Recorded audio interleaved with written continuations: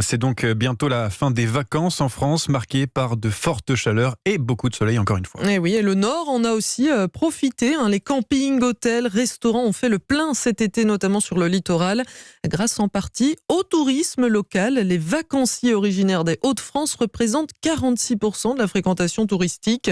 Maximilien Carlier les a rencontrés à Bray-Dunes. Magali et Benoît dégustent une glace, assis sur un banc face à la mer. Ce couple est originaire de Valenciennes, habitué à passer des vacances à la montagne. Cet été, c'est sur le littoral, à 1h30 de route environ, raison économique. Pour concourir, ça sert à rien, vu le prix du gasoil tout chaud. Alors du coup, on reste par ici. Ici, pour une semaine, on est à 138 € pour une semaine en tente. Et l'année dernière, on est parti au lac Clément, pas loin de la Suisse, là.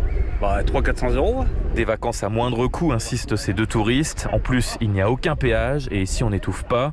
D'autres ont fait le choix de séjourner dans les Hauts-de-France pour redécouvrir la région, comme l'explique Grégory. On est plus Normandie, Bretagne, mais là cette année c'est la côte. On a fait le mémorial de Azincourt, puis tout ce qui est histoire de la Seconde Guerre mondiale. Et puis après les batailles aussi médiévales, tout ça.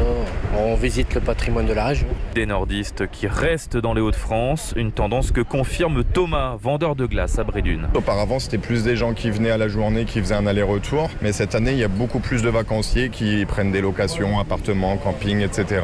Qui viennent de Valenciennes, la région lilloise, du Pas-de-Calais, Lens, toute la région. Et il y a beaucoup d'étrangers également, des Belges, des Néerlandais, des Anglais de retour après le Covid.